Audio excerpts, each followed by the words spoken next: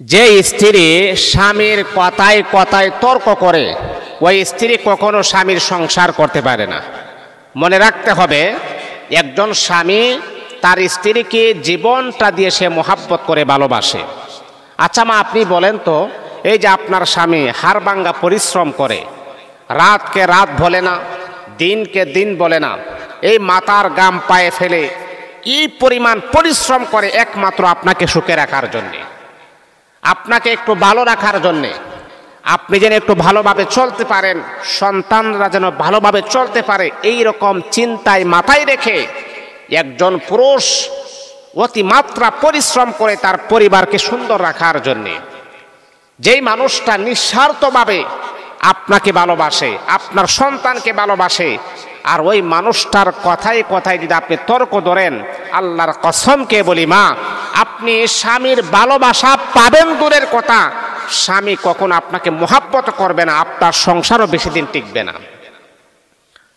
মেয়েদের ডিভোর্স হওয়ার প্রধান কারণটাই হচ্ছে স্বামীর কথার উপরে তর্ক করা। আপনি একটা জিনিস দেখবেন, বাস্তবতার একটা পরীক্ষাটা আপনি দেখবেন, কোনো ঝগড়া যখন লাগে, এক পক্ষ যখন কোনো কথা বলে, অপর পক্ষ যখন কোনো হ্যাটাক করে না বা কোনো কথা বলে না, দেখবেন এই ঝগড়াটা সেকেন্ডে শেষ হয়ে যায়। একা একা আপনি কত চিল্লাইবেন, একা একা কত তর্ক করবেন, যদি তর্ক দেওয়ার কোনো মানুষ না থাকে।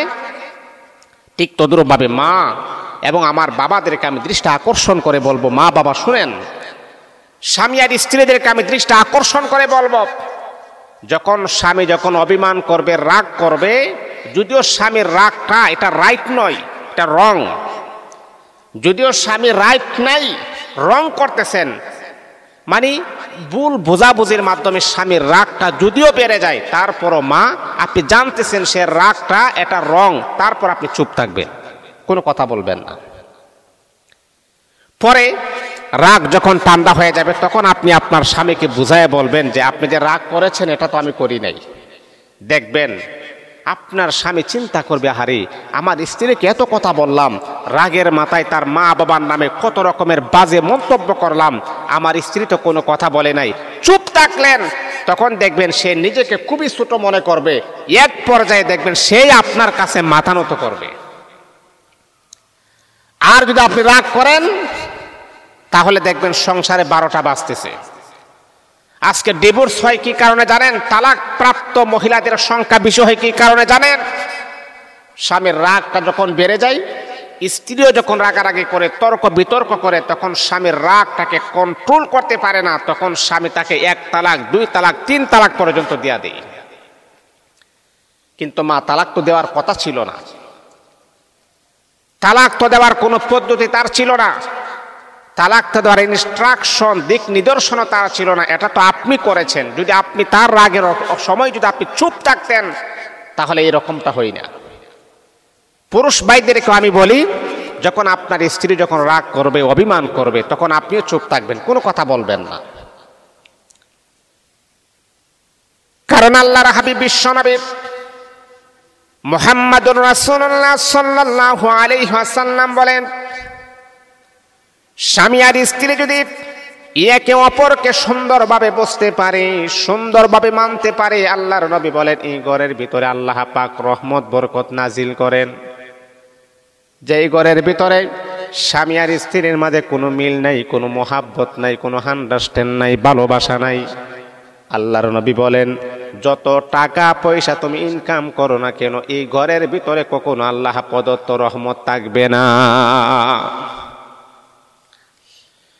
স্বামী আর স্ত্রী যদি আপনার মিল থাকেন, মোহাব্বতের ভিতরে আপনি থাকেন, হে বাবা, আল্লাহর কসমকে আমি বলতে পারি, আপনার টাকা পয়সা ব্যাংক ব্যালেন্স কম থাকতে পারে, কিন্তু আপনাদের স্বামী স্ত্রীর মাঝে বড় মোহাব্বত আছে, মিল আছে।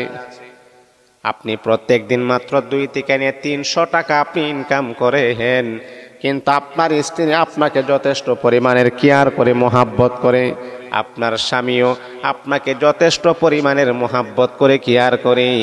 কম টাকা ইনকাম করলেও এই ঘরের ভিতরে শান্তির কোনো অভাব নাই। আর আপনি মাস শেষে লক্ষ লক্ষ টাকা পয়সা ইনকাম করার পরও আপনার শান্তি নাই, এটাই হচ্ছে আল্লাহ প্রদত্ত রহমত। এই রহমত আমার আল্লাহ সবাইকে দেন না। ভালো স্ত্রী পাওয়া, ভালো স্বামী পাওয়া এটাও কিন্তু ভাগ্যের বিষয়, ভাগ্যের ব্যাপার। আল্লাহ পাকের কাছে দোয়া করে চেয়ে নিতে হয়, আল্লাহ তুমি আমার মতো মনের মতো একটা স্বামী তুমি মিলিয়ে দাও। আল্লাহ আমার স্ত্রীটা এমন হোক যাকে দেখলে যেন আমার চোখের শীতলতা যেন চলে আসে। এই কথাও আমার আল্লাহ কোরআনে উল্লেখ করেছেন। এই জন্য বাবা তর্ক বিতর্ক করবেন না, তাহলে ডিভোর্স হয়ে যাবে, তালাক হয়ে যাবে। আর তালাকের পর আপনি দেখবেন যে আপনি নিজেই আপনার মা বাবার কাছে কতটা বাড়ি। তালাকের আগে দেখবেন কত আশা দেই। তালাক প্রাপ্ত মহিলাকে কেউ ভালো চোখে দেখে না। এই জন্যে এই জিনিসটা একটু সিদ্ধান্ত নেবার আগেই, রাগারাগি করার আগে একবার মাথায় নিয়ে আসবেন। আল্লাহ পাক আমাদের ফ্যামিলিটাকে জান্নাতি ফ্যামিলি হিসাবে যেন কবুল করেন।